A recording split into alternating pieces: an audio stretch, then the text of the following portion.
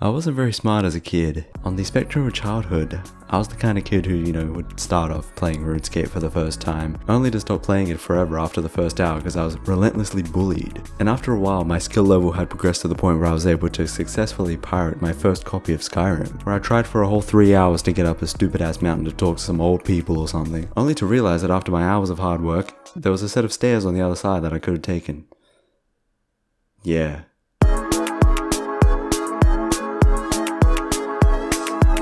The year is 2004. I just had my 5th birthday, and of course, being the epic gamer that I am since birth, my parents decided to get me a PlayStation 2. So many memories came from this one console, but my favorite by far was just to go down to the local Blockbuster and pick up a perfectly pristine game for me to play. And one of the first games that I did rent out for the PS2 was a game called Jak and Daxter. A really solid 3D platformer, but I wouldn't be able to tell you much about the platforming since I had no idea how to move. Yeah, I didn't know how to move at all. So you see, upgrading from playing on my cousin's PS1 to finally owning my own PS2 console, just like a maturing female body, things just sort of naturally developed as the generation moved on. I'm of course referring to the new set of breasticles this thing got. I had no fucking clue what they were there for, but it turns out that they moved the character around.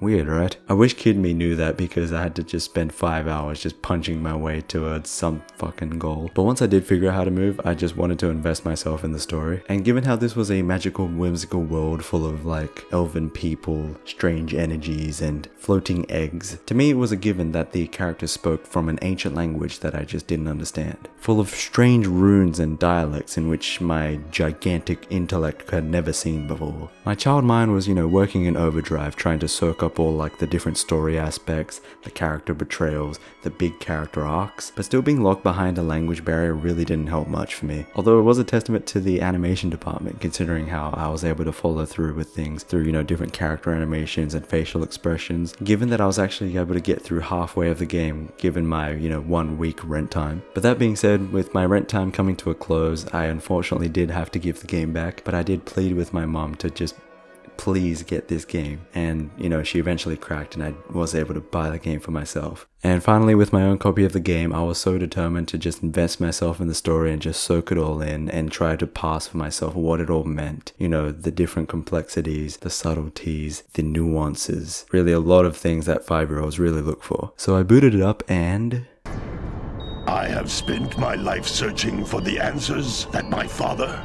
and my father's fathers failed to find. Yeah, it turns out that the ancient language I was trying to decipher, it was French the entire time. It turns out that someone at Blockbuster just set the language to French, so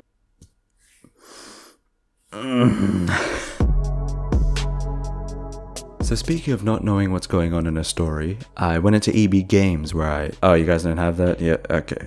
So I went into a GameStop and I went into a building that sold goods and or services and purchased an item that pertained to one Kingdom Hearts video game. When I got back home and started playing through it, I kind of realized something. That I was unable to realize anything in this game because I had no fucking clue what was going on. There were all these zipper people that came from Dark Things, a giant key was there. I was playing as one anime boy and then I swapped out to a different one who was friends with Goofy and a fucking duck. I had no idea what was happening. It seems almost as if wait a second.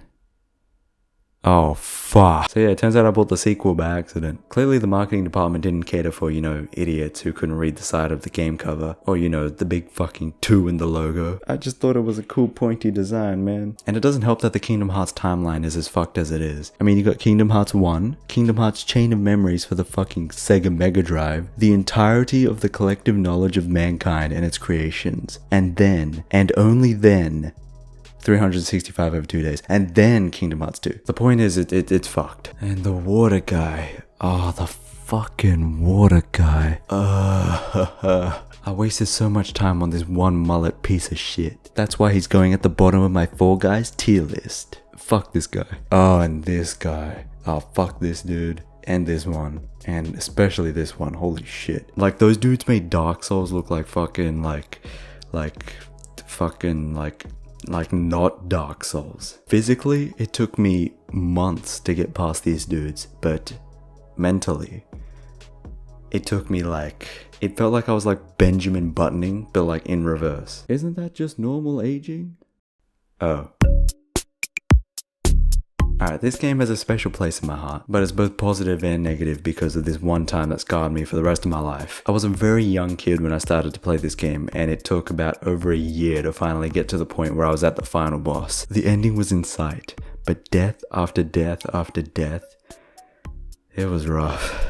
For days on end, I would try my best to beat that boss, and let me just tell you, I have memorized the starting scene for that area so well, it is just become ingrained in my brain. But the day finally came. It was a hot summer's day. My mum and brother were chilling in the living room, I think. My dad was doing electrical work outside for some reason, and I was, I think, at my 10th attempt at the time trying to beat that one fucking boss, and holy shit, it was just not going anywhere. So much ammo was wasted, but I had a system that was reliable enough for me to get to the second last phase of the boss battle. I had to dodge every shockwave, kill all the henchmen, and grind along to avoid getting hit. So much precision for my tiny little brain to handle, but after countless hours, days, months, it finally paid off. It was like a weight was lifted off my shoulders. I could finally sit back and relax and watch the final cutscene play out. I was finally going to see how one of my favorite games of all time ended for the first time in my life, when all of a sudden I heard from outside, "Alright, I'm going to be turning off the power now for a sec." Clank, you can pull us up now.